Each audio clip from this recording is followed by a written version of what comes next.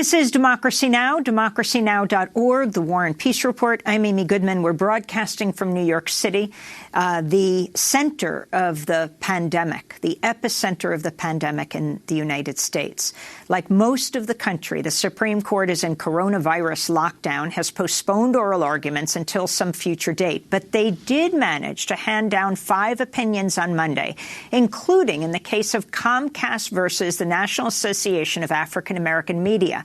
And the decision was a blow for the civil rights community.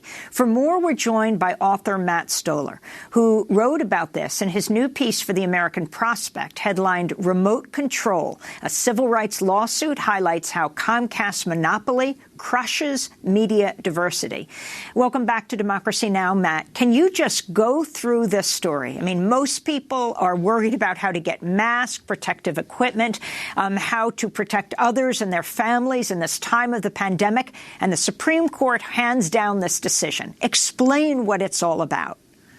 Yeah, so I wrote this story before the pandemic emerged. It's a story of how monopoly, the debate over monopoly power, which has really exploded the last few years, hits the Black community and particularly Black business people. And the one area where you have a bunch of wealthy Black business people who can finance and create businesses and have a network together is largely in the entertainment space, because that was sort of one of the first places, media and entertainment in the 70s and 80s were one of the first places where Black entrepreneurs were able to compete on a level playing field.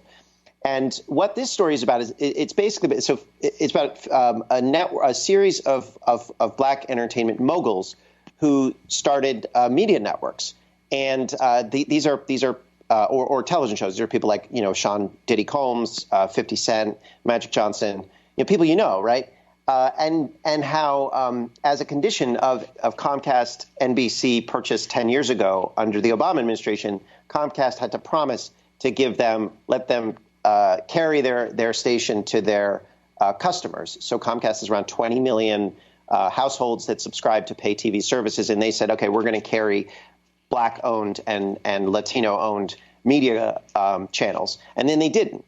And so all of these media moguls either shut down their TV stations or are angry and are speaking out. And it's really the first conflict between monopoly power where it's more of it's kind of a civil rights issue as well, because the people involved are Black or Latino. Now, the ringleader of this is a guy named Byron Allen, who's a weird guy and a little bit of a showman, P.T. Barnum type of showman, kind of uses civil rights rhetoric, but also, loves Rupert Murdoch and has done some very self-serving things. But he has essentially been suing both Comcast and Charter for tens of billions of dollars under a very old, actually the country's oldest civil rights law, which is the Civil Rights Act of 1866. And he's saying, hey, you are not contracting with me on equal terms. And the Civil Rights Act of 1866 says that Black people and white people get to be contracted on equal terms. It was a Civil Rights Act just after the Civil War. And Comcast, aided by the Trump administration, said, you know what, we don't actually think that you have provided the burden of proof that you need. So a lot of civil rights statutes say that if you can prove that race was one factor into the decision, then there's a violation of the rule. But what Comcast and then also the Trump administration said is that, no, actually, you have to prove that the only reason that you didn't get this contract is because you're Black, what's called a but-for standard. So but for the fact that you are Black, you would have, the outcome would have been different. And that is a much higher burden to meet. And a lot of the things like the terms of negotiation, and how the deal came together are obviously influenced by race, but it's not necessarily that you can prove. Really, it's really hard to prove that the only reason that you didn't get something is because you are Black or Latino versus white. And so the Supreme Court established this much higher standard for using the Civil Rights Act of 1866, and remanded the decision to the circuit court or the district court to continue the case. But it was this really interesting moment where you had a bunch of Black entrepreneurs and who are reasonably well capitalized trying to address trying to actually build businesses, right, in a more socially equal nation than it was in the 1960s or 50s, and still being blocked by monopoly.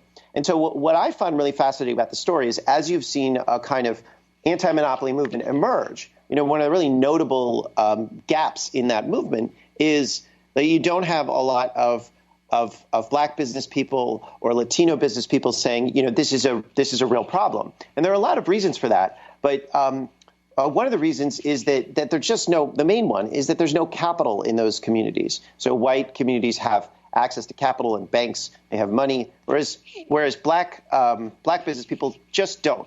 And now in the one area where they actually do, which is in entertainment, you're seeing them run up against monopoly. So this is kind of a moment. This is kind of a breakthrough moment, in a sense, for people who care about monopoly, because what you're seeing is the movement has become kind of more multiracial. And I guess the last thing is I kicked off the story with a feud by 50 Cent, the hip-hop artist who has the most popular show on the Starz Network, which is called Power.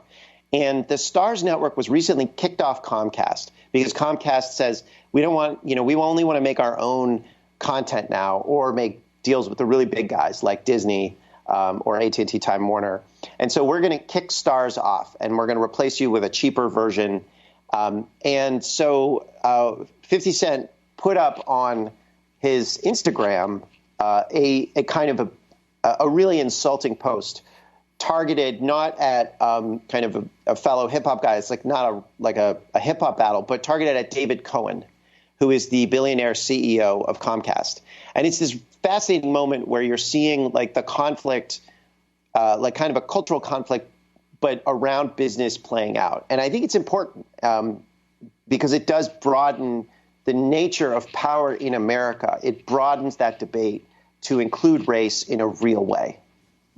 It was a 9-0 decision. Sonia Sotomayor, Ruth Bader Ginsburg, they sided with Neil Gorsuch in the majority. Right. So there was probably a deal cut because the standard that the Supreme Court chose was not quite as bad as the standard that Comcast wanted.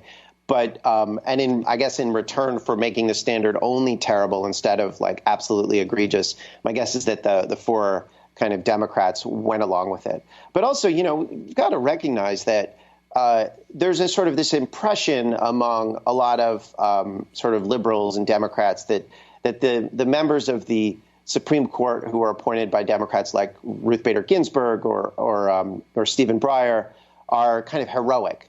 And they're not. I mean, they're terrible. They are, Stephen Breyer was a super pro-monopolist who was heavily influenced by Robert Bork, far more right-wing than most Democrats on business questions and banking questions. Ruth Bader Ginsburg is a pro-monopoly extremist. That's why she got a 96-2 confirmation when she was confirmed.